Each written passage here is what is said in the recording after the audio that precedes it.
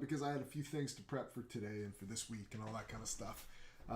But this is a shout out to the BFI crew. Welcome. So one of the things that I'm thinking of doing is supplementing your guys' experience with a little bit of a walkthrough on my Twitch stream, covering some of the basics that we might not be able to get to in class. So for those of you who don't know, the BFI Fresh Workshop is, I believe, a 2-week intensive. Now, a lot of that had to sort of shift online. We've been running it for, 5-6 years, something like that. But obviously, we've had to shift a lot of this online because, hey, COVID, right?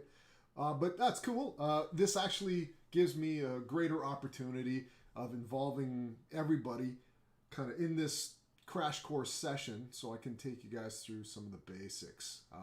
So BFI crew, welcome. And for, I guess, my regular viewers, have I got regular viewers? The dozen of you out there that are hanging on. Just a little bit of a background.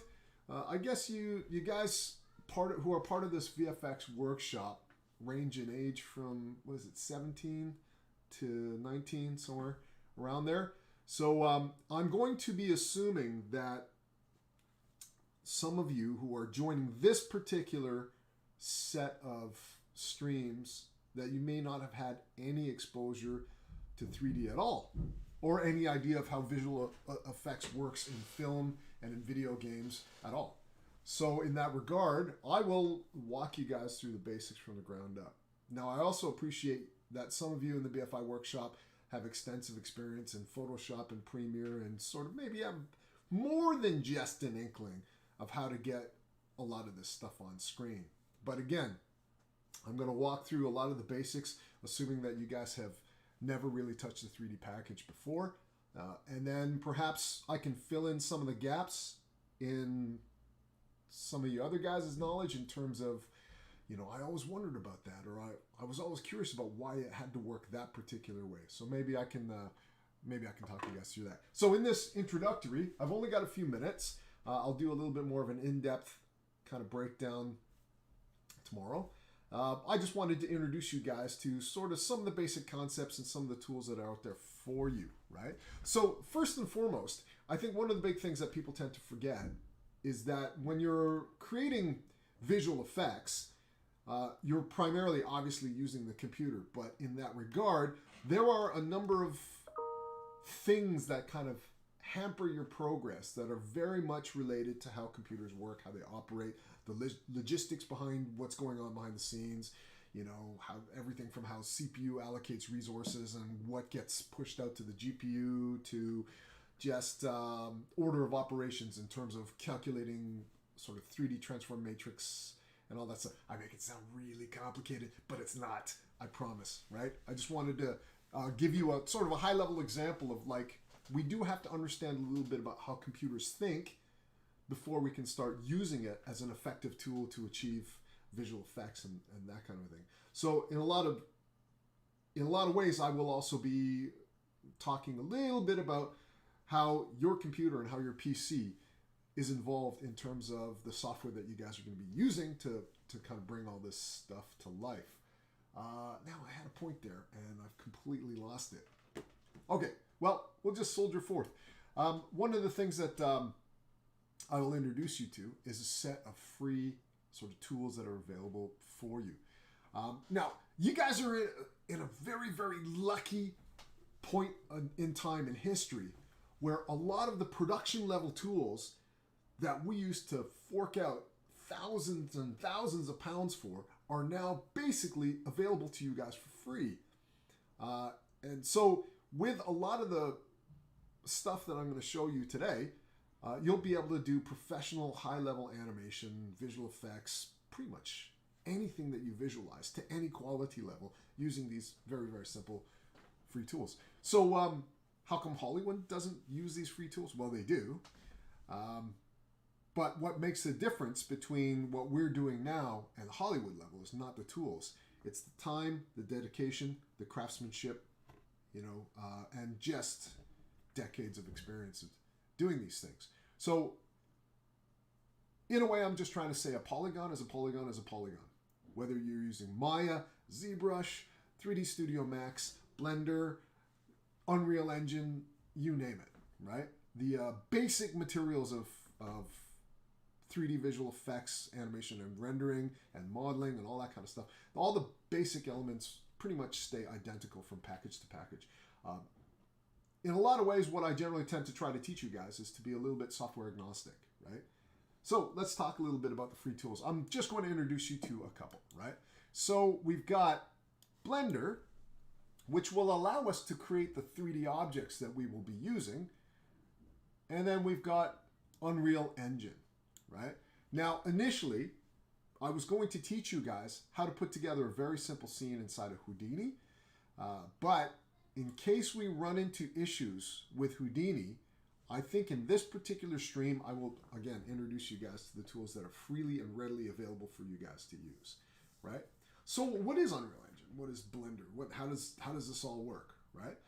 Well, first of all, when we try to get things onto the screen, we need to be able to kind of convert a lot of 3D images into 2D images, right? Everything ends up as either a pixel or, well, actually, everything ends up as a pixel, right? So if you used Photoshop and you've worked with JPEGs and TIFFs and Targas and things like that, everything ends up there. Everything ends up like that, right? So how do we get that 3D image, that wicked shot of Iron Man, modeled, textured, animated?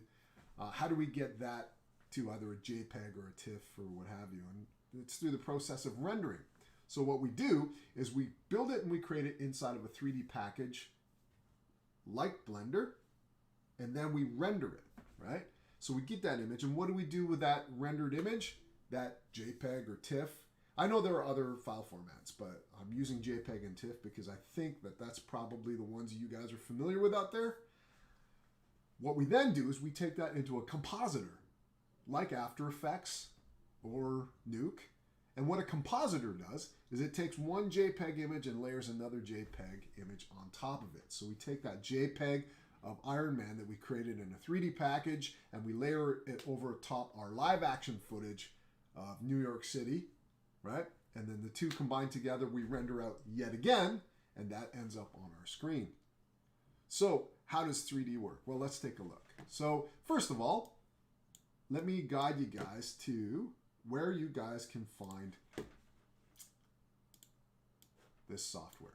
So let's take a look at the first software we're going to use, right? And I'll explain to you why we're using two pieces of software. So let's take a look at Blender. This is a good excuse for me to check to see if there are any version updates out there at the moment. Oops, I've popped into the Blender community, which is a good point because the Blender community is massive and super helpful, right? So blender.org. This is a collection of engineers, artists, and CG scientists who have decided to put together a 3D authoring tool, and I'll talk about that in a second, and make it open source. For those of you who don't know what open source is an online community of programmers and engineers that provide software basically for free, with the caveat that you contribute something back to the community. Back in the day when open source began, the contribution needed to be programmatic. You had to write your own piece of code and add to the software or whatever. But these days, the doors are open to non-programmers so that all they want you to do is get involved with the forums and the community and feedback and say directly to the programmers, hey, this is missing, can you put that in? Or hey, this is a bit buggy, can you fix that? So open source is a wonderful sort of pseudo-economy online where you can get a lot of stuff for free and really sort of capitalize on it. Now we tend to think that if something is free, it's therefore not good. Well, we'll talk a little bit about that in relation to 3D software. So yeah, download Blender 2.90.1. I think I will grab that because I believe I'm one version back of that, right?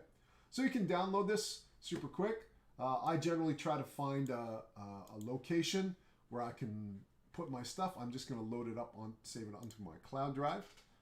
So I got a copy of Blender, right? And when you install it, it'll appear on your desktop. Ooh, my icons are, there you go. It'll appear on your desktop like this guy here, and we'll take a look at it, see what it does, right? The next piece of software you might want to grab is the Unreal Engine, right? You guys must know about the Unreal Engine now, but if you don't, the Unreal Engine is what's called a game engine. Now that sounds pretty esoteric if you've never heard of that before, but it's basically all the stuff that's required to have a AAA game title run on your screen, right? So it's got all the lighting and all the materials and shaders and all the different tools built into just this single app, where if you wanted to make a AAA game, everything that you need will be right there to piece it all together. You can cook it out as a game, and it'll package it up just like you see in PC games as a little executable, and you can run it and play it and all that kind of stuff. So all the tools are inside the Unreal Engine, what they used to call the UDK, the Unreal Development Kit, but they just call it UE4 now, Unreal Engine 4. But that's basically what it is, a kit for developing games, right? So let's go into Epic's website. I'm just going to type in download Unreal Engine, right? So Unreal Engine has its own web address. You can pop in there, right? And once you get in there, you'll be greeted with this. So as the, okay, there we go. Now, you can see the number of projects on their homepage that Unreal Engine has been involved in. And it is one of the, if not the largest game development kit out there. A lot of game companies, they used to make their own game engines, but that's not so prevalent anymore. The two big game engines out there right now are the Unreal Engine and Unity. Unity is also free. And I've used both. I've used actually the 3 free game engines. There's Unreal Engine, Unity, and Crysis. CryEngine. Sorry, CryEngine, which is Crytek's proprietary engine that they put out there for free for everybody, right? But Unreal seems to be the most comprehensive and most widely adopted. So yeah, you can make everything that you see on their splash page completely inside the free version of Unreal. There's no hidden tricks, no caveats. It's really the amount of time you want to put in, the amount of practice, and the amount of artistic mastery that you want to develop inside a 3D package. So you can just come in here, scroll down to, it used to be down at the bottom. But you can, probably just download or get started now, right? So if we go to the download page, you should be able to grab it. Now you'll run into this, right? But you want the creator's license. So basically, you get everything that the publishing license gets that the big companies use, only the stipulation for the publishing license is you gotta pay 5% when your product starts to succeed. And I can't remember what the minimum cap is. You can make a little bit of money, but I think it's like 10,000. Once you start making beyond that, then they'll expect a percentage of your proceeds. That's it. That's the only difference, right? So you can come in here, select the creator's license, and what you will generally tend to do is create an Epic Games login. Now, I want you guys to be careful about this. If you think ahead, you can use the same Epic login that you use for, say, if you're playing Fortnite, or if you're playing any other Epic-based games, and you can link everything, right?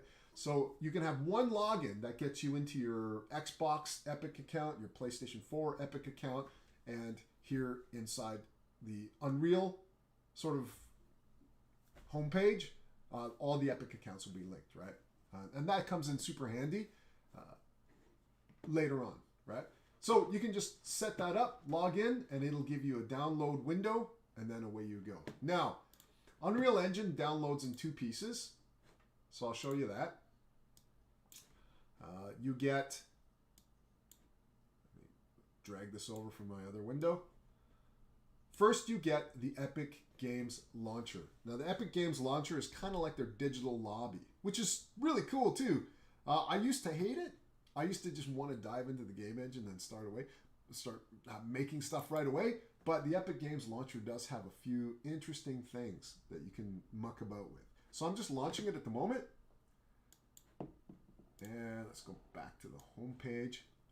So basically, what you get in terms of the Epic Games launcher is you get access to a whole lot of stuff, which is very, very cool, right? Now, I generally tend to pop down into the Unreal Engine section here, but they've got a store, they've got a library, and obviously they've got the friends list, which operates like any friends list. This also connects to your Fortnite friends list and any other Epic games that you're playing where that features a friends list, right? So when you pop down in Unreal, and again, this is all free. You can download this onto your PC, your laptop, what have you. Now, you've got your area for your Unreal Engine, right?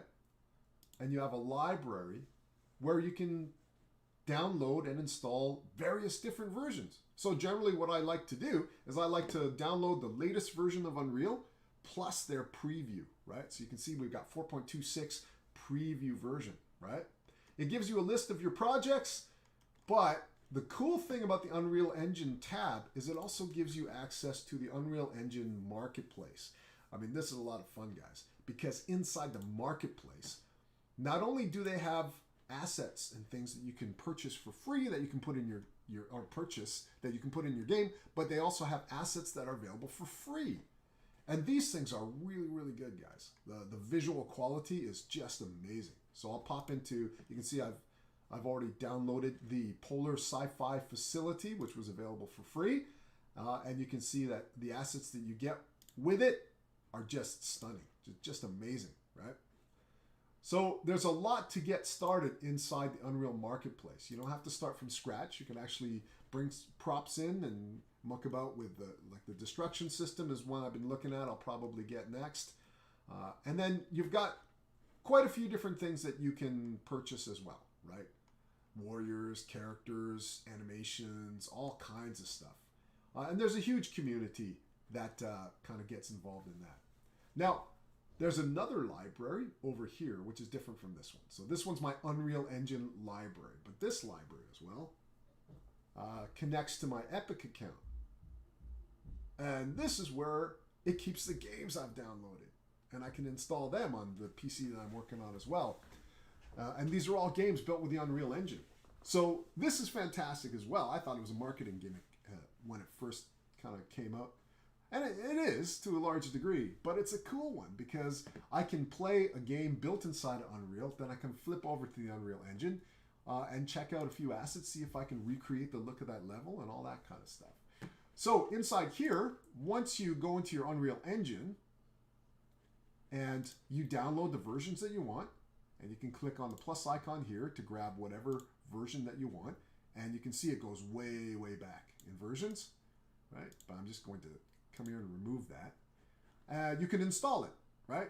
So once you install it, it'll put this nice little icon on your desktop. I've relabeled this 4.25 so I can tell what version of Unreal Engine it is, and you're ready to go. You're ready to start building your game inside of Unreal. Now, if we take a look at the library, right, you can see all of the assets that you have in the marketplace, and you can use those inside Unreal Engine. But that's what Blender is for. Blender is so that you could make your own custom assets, right? So, yeah, I mean, you can build this stuff really on a very difficult way inside of Unreal. But that's not what Unreal is about. Unreal is about assembling everything that you build and creating your game, right? So assembling all the pieces, assembling the characters that you've already made, putting it all together and making your game work.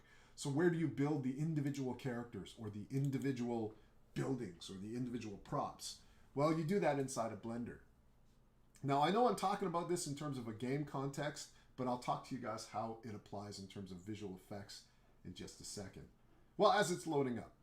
Now, one of the things that's wonderful about the Unreal Engine is its sort of real-time game rendering technology has gotten so good that the visuals inside the game are starting to look movie quality or are equivalent to movie quality. In fact, some of you may not know, but if you've seen Rogue One, the film, some of those scenes were built and rendered right inside Unreal, right inside the game engine, right? So Hollywood and the filmmaking and television making industries are starting to pay attention to what can be built inside of Unreal that they can use to make movies and TV. So in that regard, we'll be taking a look at how to assemble our idea inside of Unreal Engine and render it out.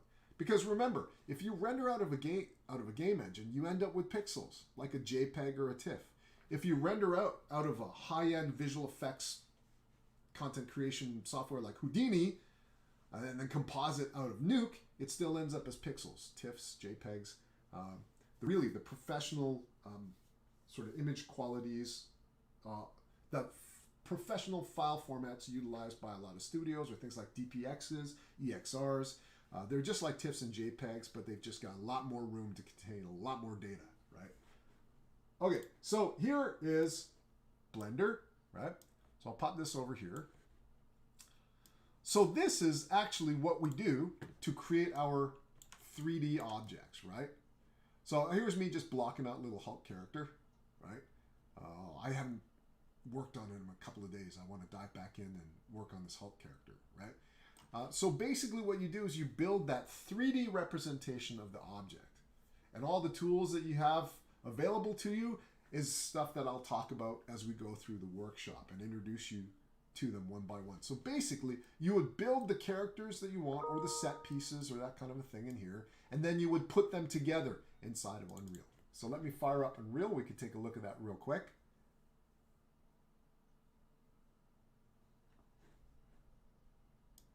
Now, as that's sort of loading up, the wonderful thing about working inside of 3D is that really your imagination is completely, you're only limited by your imagination. I know that sounds pretty cliche, but it's absolutely true. However, coupled with that is not only the understanding of the tools of the 3D application that you're working with, but also understanding how that integrates in a computing environment and how you eventually get that into Unreal. Sounds complicated, and maybe bits of it are in the beginning, but it's not that bad. And once you get the hang of it, and you get right into creating your fantastic characters and amazing worlds, it starts to become a bit second nature. It's a bit second nature to me. I still have technical stumbling blocks now and again, but we live in an age where a lot of answers can be found on Google and YouTube, so it's really not that big a deal. And then there are streams like this that can walk you through a lot of the basics. I think one of the dangers of the whole 3D industry and visual effects industry is that they can get really, really mired in technobabble, right? And that could be incredibly intimidating. So one of the things that I like to do is try to take a lot of technical concepts and make them easily digestible. And once they're easily digestible and you understand what's going on, then you can jump in and go, okay, I get it. And you can start to build whatever it is that you want to create. So these are primarily some of the tools available. Oh yeah, while this is loading up, I'm going to talk a little bit about the difference between Unreal and some of the more, quote, professional packages, right? So some of you may have heard of Autodesk's Maya. It's just like this. It's a 3D creation software, and it's primarily used in the games and the film industry. There are competitors like 3D Studio Max. I say competitors. They've all been bought by Autodesk now. So they all kind of sit under the Autodesk umbrella. But you have 3D Studio Max, which is another 3D content creation software just like this. Then there's XSI, and then there's Houdini, which is slightly different. But Houdini is generally been used in the industry primarily for visual effects, as in explosions and all kinds of other stuff. Okay, so Unreal Engine has finally fired up. I'm going to just pop into just a blank project.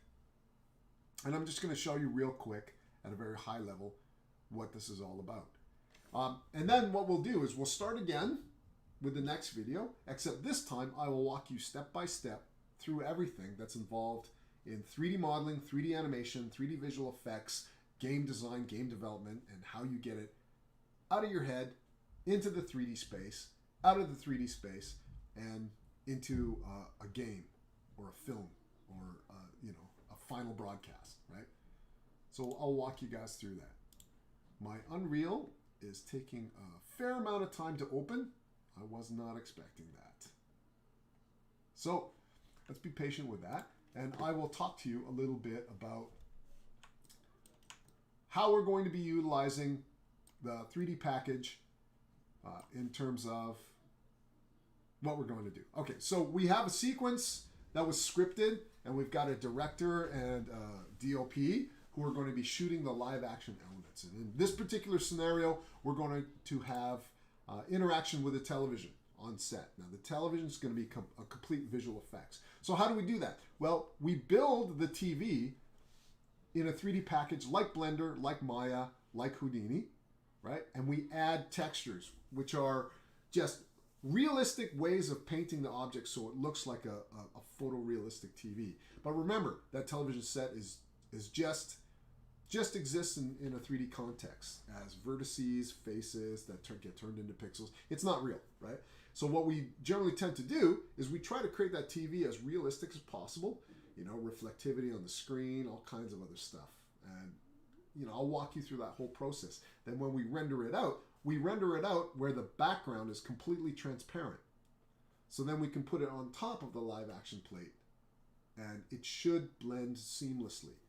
Now, when the actors are acting, there's not going to be any TV there. So they have to act at a blank space and pretend they're interacting with a CG prop. And it's only later when we do the compositing, i.e. layering that television set onto the live action plate, then the actors can see how the performance actually turned out with the CG prop in place, right?